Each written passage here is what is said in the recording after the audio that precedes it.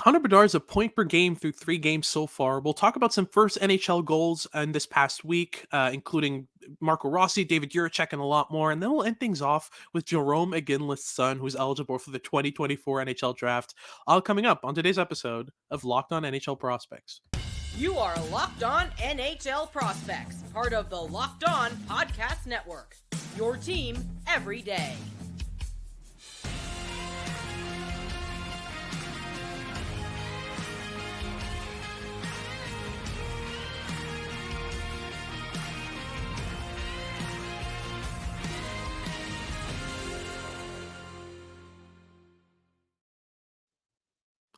Hello, and welcome back to Locked On NHL Prospects, part of the Locked On Podcast Network, your team every day. On this podcast, we break down everything prospects related for you 5 days a week, Monday to Friday.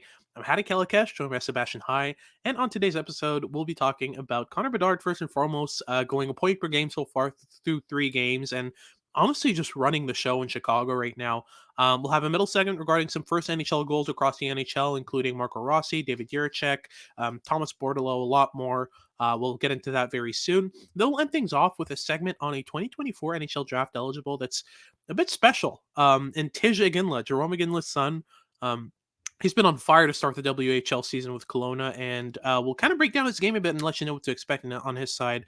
But before we get into any of that, today's episode is brought to you by Sleeper. Download the Sleeper app and use promo code LOCKEDONNHL to get up to a $100 match on your first deposit. Terms and conditions apply. See Sleeper's terms of use for details. If you're watching on YouTube, make sure to like and subscribe. Leave us a comment letting us know what you want us to talk about next. And if you have any questions about prospects, leave them down below. And if you're listening on your favorite podcasting platform, make sure to make us your first listen of the day. So let's get right into it, Sebastian. We've got Connor Bedard going a point per game so far through 3 games. And like I said, he's running the show right now in Chicago. Oftentimes when he's on the ice, it's him and a bunch of guys essentially. And every single play goes through him. Every single play flows through him. What have you liked so far from him in the NHL pertaining to how translatable this game is? Well, I mean, I watched last night's, from date of recording, game versus the Habs, and yeah, every time he's on the ice, my eyes were glued to Connor Bedard. There was a reason that I don't think a single public scout that I knew of was particularly concerned about how Connor Bedard would translate to the NHL, and it's pretty clear to see why. He's had no issue, really. Like, yes, he's gotten hit a couple times, get a couple whacks after a whistle, kind of get him riled up a little bit, but he's doing just fine at the NHL level. And with a puck on a stick, there was no player that could even come close to his ability on the ice yesterday in terms of overall dynamic ability or skill or confidence or game-breaking talent. He was already the best player on the ice against some pretty solid players. I mean, like, while they're far from franchise-level talents, guys like Cole Caulfield and Nick Suzuki are NHL stars. They're very, very good players. And Connor Bedard did not make a competition yesterday of who the best player on the ice was. And Chicago's looking a lot more dynamic than they were last season already. Like the power play that was so lifeless last year is still quite lifeless as a whole, but they have Connor Bedard, and the entire tactic on that power play is to get him the puck. Yeah. I was really impressed with Seth Jones' determination to follow that tactic because he did it supremely well, and I think his power play numbers are going to take a big boost with that one little strategy by just getting the puck to Connor Bedard. And he was creating all the time. The Habs had to consistently, frantically restructure their defense when he was taking breaking ankles and really attacking that structure and getting towards the slot. You saw a lot of desperation plays that were forced by the Habs, and they mostly worked, but the fact that they were forced in the first place is already quite indicative of Connor Bedard's skill level. So he's a point a game so far through 3 games, and he probably should have more than 3 points too. Oh, definitely. As soon as he gets the ball rolling on his shooting percentage, because right now he's taking a lot of shot attempts, and teams have started to adapt, but he will as well. As soon as that happens, oh my goodness, this is going to be a lethal player. I think he definitely led the Chicago Blackhawks in shot attempts in that last game against the Canadiens. Oh, yeah. It was a 3-2 loss for Chicago. Bedard got a secondary assist on the second goal at 6-on-5, and almost got another assist as Seth Jones hit the post in the last seconds of the Yeah. game.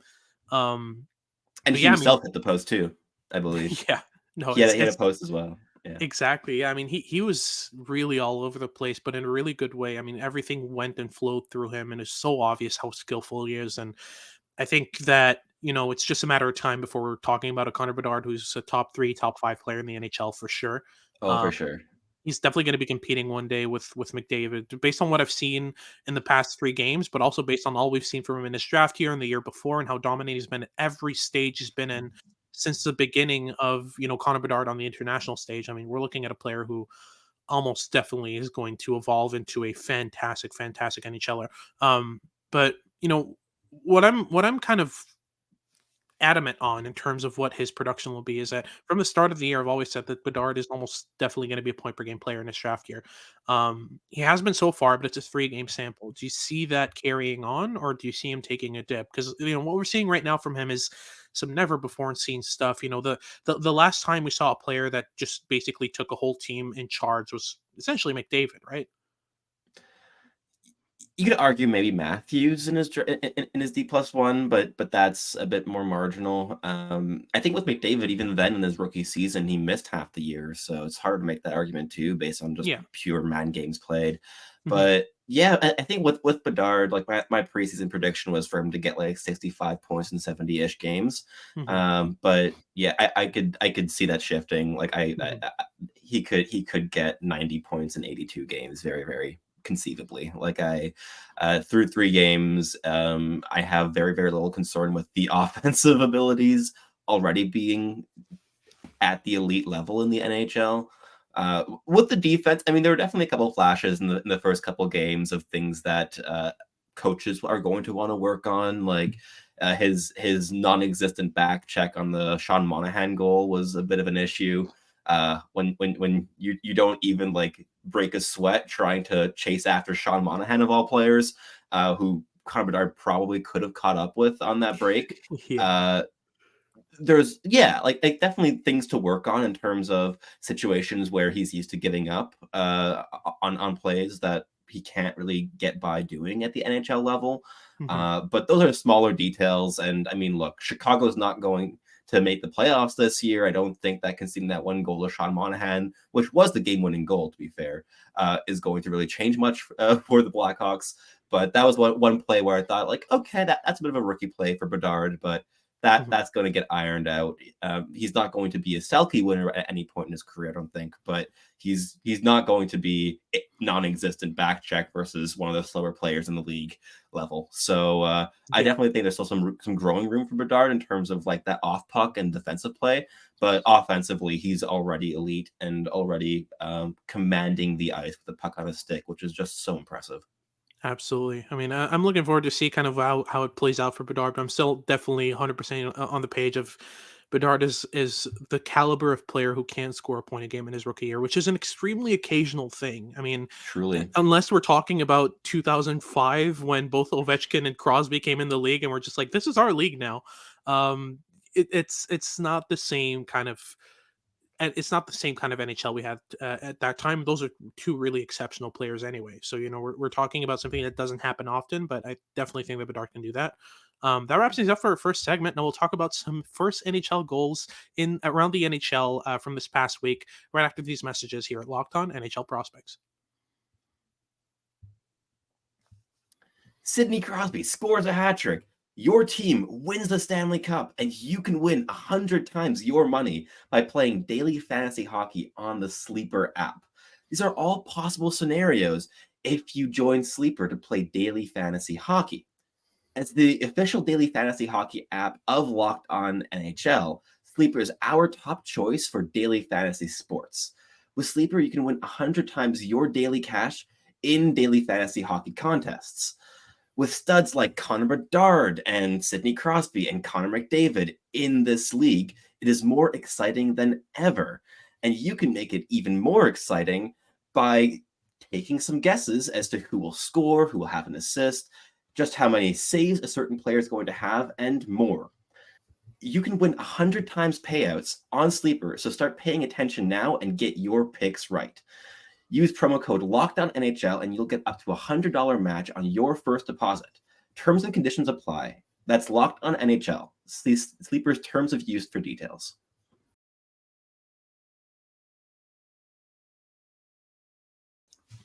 All right, so moving on to our second segment where we talk about some first NHL goals across the NHL. I want to start off with Marco Rossi because it was about damn time. I mean, he's About been damn time. he was on the fence for that first NHL goal a couple times. I think he had a disallowed goal. I don't remember if it was last game or this Couple days game. ago. Yeah. Yeah. He had a goal. Everyone was excited. It ended up being disallowed. It was really pretty too. It was really nice. No, exactly. Yeah. But now he's caught himself back against the Toronto Maple Leafs in a crushing loss. I mean, let's be honest. They lost 7-4, and it wasn't really fairly remotely close.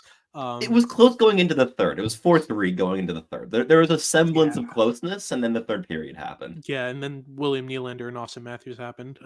Yeah. I mean, you look at that goal, and it was just such a Marco Rossi goal. I mean, he was net front, banging the net, just making sure that he stays in that dangerous ice as much as possible against some NHL caliber defensemen. He was able to outmuscle them, and as a puck bounced a couple times, it got up in the air right beside his head, and he manages to bat it out of midair and into the back of the net against the Toronto Maple Leafs there for his first NHL goal. Do you see Marco Rossi becoming a regular in a top six on Minnesota? Top six is quite packed, if we're honest. I mean, we're talking about a Marco Rossi who could be playing next to Kirill Kaprizov, Matt Zuccarello, and the like. I mean, do you see him becoming a regular in that top six? I think with time, I think it might take a while. Again, this is a player who still really has to regain his footing in terms of just getting regular hockey minutes in general, let alone in the NHL. He just needs to be playing some hockey. And the fact that it is happening in the NHL is already great news. And I think that he's going to get more minutes with more time, but at the very least, to start off this season, I can understand why he's not cracked it just yet, because you need him to regain some consistency before we can start playing with the level of confidence and overall disruption that we know that Marco Rossi can play with. But it's also, again, as you said, pretty stacked. You have players like Matt Boldy in there that aren't going to be moving anytime soon. Hartman just signed a new extension and is already scoring some goals this season. So there's definitely some players in there that are going to be tough to budge out. That like there isn't always the most like natural way for him to get into that top six. But if injuries eventually occur, then I think he's one of the players that could really put in a really nice shift in that like top end of the lineup, because we know how skilled he is. We know how hard he works. We know just how versatile he is in basically every situation on the ice, that you can kind of plug him in there and know that he's going to do a pretty good job at it. But I'm so happy to see that he's gotten his first NHL goal. It's a great milestone, and it's something to celebrate for a player who's had so little to celebrate since getting drafted. He's really had a horrible streak of bad luck, and I really, really hope that it's currently shifting with this goal. Yeah. Moving on to Matt Coronado, who scored a really good goal on the power play for the Calgary Flames. I love the way he just pushed out into space and immediately was ready to take a shot. Great anticipation from the defenseman who was quarterbacking that power play to read that movement and get him the puck right in his wheelhouse. And he was able to fire it within a tiny window in the top corner. It was a great shot. It was a fantastic shot. Coronado's been really, really impressive to start off the year. I've been fairly impressed with the way that he's played. I wasn't a big believer in his game in his draft year, but near the end there, I bumped him into the mid to late first round. I still have my reservations regarding his skating ability, regarding his translatability. It's at least in the defensive side, but what's for sure is that offensively he's going to rack up points and be a very good, very impactful player with a really strong motor as well, which really impressed me as well with his game. There's also David Jiricek, who scored a beauty of a goal. Talk me through kind of what that expectation is on the Jiricek side, because he's mainly in the lineup because Zach Werenski's out long term, right? Exactly. I mean, he just got called up from the AHL, and he scored in his first game of the season here in the NHL. And again, as I said, it was a beautiful goal. Like he took his time with the puck on his stick. He really like advanced up towards the hash marks and just sniped the puck home. really beautiful shot, and he's really showing off one of his stronger assets that is going to be dangerous at the NHL level as a shot. He really can shoot the puck very well. As far as season expectations, again, Columbus made his life a bit more difficult by going out and acquiring two highly paid defensemen in the offseason. So there isn't necessarily the roster space to accommodate all the talent that Columbus has on their blue line. I mean, you have other names like Stanislav Svozil, and on top of guys that were playing minutes last season like Nick Blankenberg and Marcus Bjork and Tim Burney, who I still think has to get signed. But you have a lot of bodies there that are maybe not necessarily proven, but potential NHL players, especially on a team like Columbus and of their level. So it's definitely a logjam on defense. So you might see David Jiricek mainly playing in the AHL this season, which I don't think is a bad thing. Like Jiricek was definitely a bit more raw than a guy like Simon Nemec was in his draft year. And while I'm such a big believer in the tools and in the upside there, having a bit more time to refine all of that at the AHL level, I think is quite good for his development. But I can understand why Blue Jackets fans might be itching to see him play big minutes really, really soon, because I think he can. And he's already showing that he's quite able to put in a shift at the NHL level. Yeah, absolutely. I mean, we're talking about a player who has some of the most tantalizing raw tools among defensemen. Who's not in the NHL right now. He's looking real exciting. The shot, the passing ability, the confidence, the ability with the puck on his stick, but also his ability to defend a rush, to defend zone. I mean, there's so many different areas in which he excels. But I want to close things off here on this segment with Thomas Bordeleau, who is looking really good. I mean, we're talking about a player who kind of wasn't really in the limelight for the longest time until he kind of reached the AHL, and then it was so obvious how good he was and how skillful his skill set is. And now this last game he was playing on the line with William Eklund, and that worked out really well for him. And he scored his first NHL goal. I mean, I don't see the top six upside with Bordeleau yet. I'm still kind of on the fence regarding that, but there's a chance. I mean, he's a very skillful player. I just think that at the NHL level, you need a lot more than just skill in order to be able to stick in a top six. It's very rare that a player that has a negative defensive impact or isn't really the best along the boards or that kind of thing ends up being a full-time top six player, right? Yeah, I think that especially with like the new talent that San Jose kind of injected into their prospect pool at the Yeah. last draft, it's harder to project Bordeleau as a top six talent. I think he was mainly kind of portrayed as such due to the lack of depth in the San Jose prospect pool for the longest time. But whereas now I think he more naturally fits into that like third line projection long term, and then you have guys like Musty and Smith that can take over the top 6 minutes down the middle. But yeah, he's been very, very solid. I think that Bordeleau is a player who's demonstrated a lot of intelligence, a decent amount of skill. He's a strong playmaker. He can definitely put in a shift inside a top six. I just I'm with you in terms of still having some question marks in terms of the long-term projectability of playing top 6 minutes on a contending lineup. But yeah, he's been off to a really solid start, and he's another player on that San Jose lineup that is showing some nice little flashes of skill and what is likely going to be a pretty dreadful season for that team as a whole. But if you can have fun moments from the youth just like this, it'll be a lot less painful. But one last thing I want to shoehorn into this segment. It's not a first NHL goal, but it is a first NHL point for podcast favorite Zach Benson, who got a secondary assist. But more impressively than that, has been commanding play on the ice so far in his NHL career, despite Buffalo losing both first games of the season. Here's a hilarious stat coming from Sabermetrics on Twitter, which is a good follow. So far, through 2 games, the Buffalo Sabres have a 29.98 expected goals for percentage when Zach Benson is on the bench.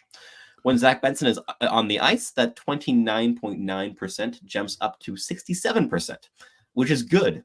And Zach Benson is fun, and he makes me happy. And he's a very, very fun hockey player who's been great at the NHL level, and he brings me joy. Just wanted to pop that in here because I think we are basically a Zach Benson podcast now. So there's a daily dose there. Yeah, I mean, who would have known that Zach Benson would be good in the NHL? But yeah, that wraps things up for our second segment. Now we'll talk about Tij Iginla, Jarome Iginla's son, who's eligible for the 2024 NHL Draft and is off to a torrid start in the WHL with Kelowna. We'll get into that right after these messages here at Locked On NHL Prospects.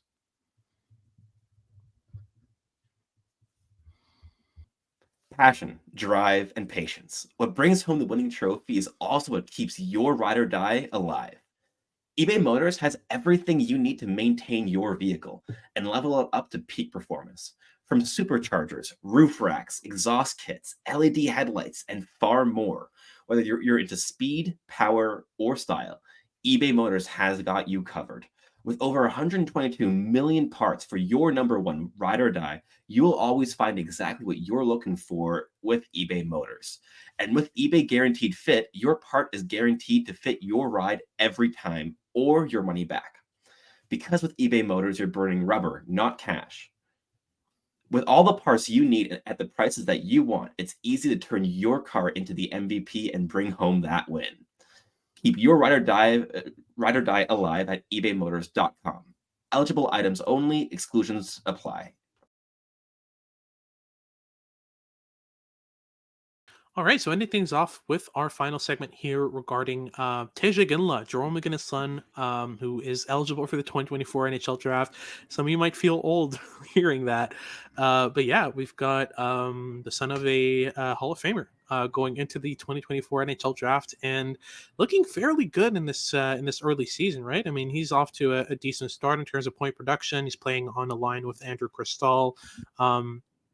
I see him as a bit of an outsider to get into the first round. I don't think he's there yet, if ever.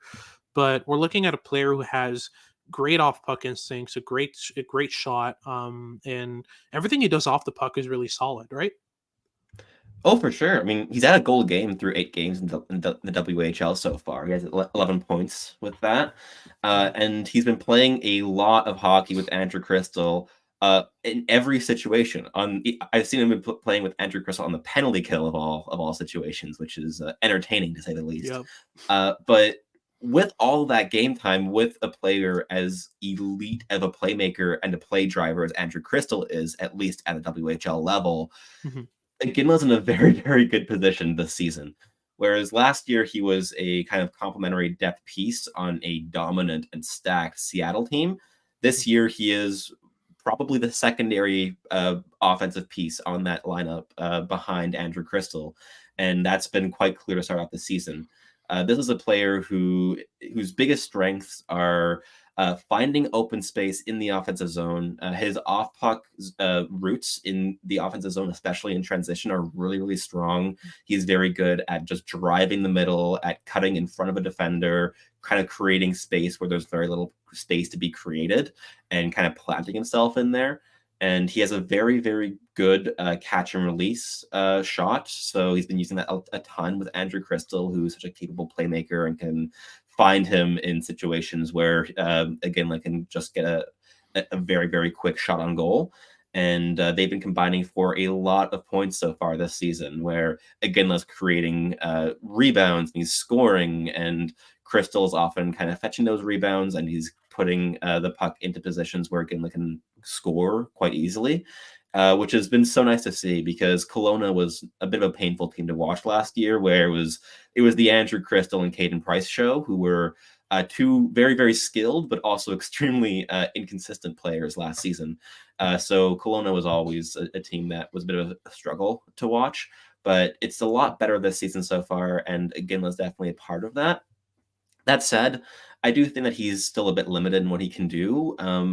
And this is still a very early season take, so I'm gonna pad that with, by also saying that these are the first top 6 minutes that, again, was really seen at the WHL level at all. So it's understandable that there are some growing pains there. So with the puck on a stick, I've seen him try to do some really interesting things.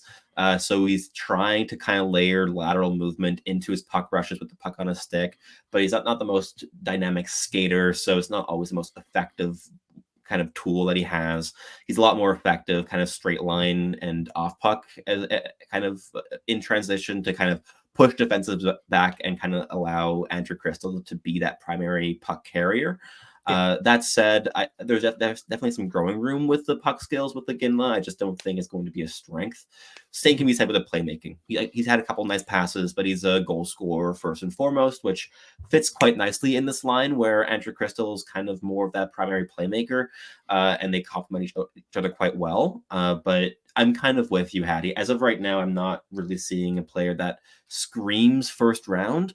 But the production's very, very nice, and there are a couple standout skills that could really become more and more impressive as the season goes on. I'm thinking, especially with that catch and release shot, it's a real weapon at the WHL level, and the off puck instincts are just so impressive and bode really well in terms of raising that floor of NHL projection up a bit. But as of right now, he looks more of a second round talent, from my estimation, considering what we've seen in past drafts. I think you can compare him in some ways with a player like Cone Zemer, for instance, last season, where again has less physicality, but he's I think he's more intelligent. He's a better skater by a little bit, but the raw shooting skill is probably a bit lower. But yeah, he's super interesting. And as far as like the children of NHL stars go, again, was one of the better ones that we've seen recently. Definitely outshining like the kids of Martin St. Louis and the other big name children that we've seen recently. Absolutely. What's interesting with me is I'm looking to see one thing that could really revolutionize the way that he plays on the puck, and it's his ability to make plays through contact. I'm still hesitant on that. I feel like if he gets pressured, if he gets, not necessarily, hit, anyone will go down if they're hit hard enough, but I'm talking when he's leaned on, when he's pushed, when he's pressured from the back, that kind of thing. I see him kind of hesitate with the puck. I want to see a player who initiates contact, who gets under players' body weight and makes plays through contact. If we can get that out of Tij Iginla, I think that will greatly improve his ability to make plays on the puck. Because right now, a lot of his hockey comes away from the puck. His ability to find space in the offensive zone, his ability to hit those little pockets, make plays, play give and go, that kind of stuff. That's all real good. But I'm looking for a player who is able to handle contact, because you'll get a lot more pressured situations in the NHL than unpressured. And that's a big it's a big barometer for a lot of players who hit the NHL or hit the pro level in North America. That's where they hit a wall usually. And that's what makes Zach Benson so good, for example. Zach Benson is so good at making plays through contact and engaging physically and coming out with the puck, that kind of stuff. If we can see some of that with Iginla, we're talking about a player who could really change the way that he approaches the game. And I really like those players who are just one tweak away from being really, really good. Because you can just sit with your development team and say, hey, how workable is this? How adjustable is this specific area of their game? And if they see it as an objective they can definitely work on and tweak, for sure, go for it. But so far, from what we've seen, it's a bit early to place again in the first round. But that wraps things up for today's episode. Thank you very much for tuning in. If you're watching on YouTube, make sure to like and subscribe. Leave us a comment letting us know what you want us to talk about next. And if you're listening on your favorite podcasting platform, make sure to make us your first listen of the day. For your second listen of the day, make sure to check out Locked On Sports Today. They've got all your news and updates about what's going on in sports. And make sure to tune in for our next episode as we continue our prospects content throughout the week. This has been Hattie Kalakash for Sebastian High, and we hope you tune in next time.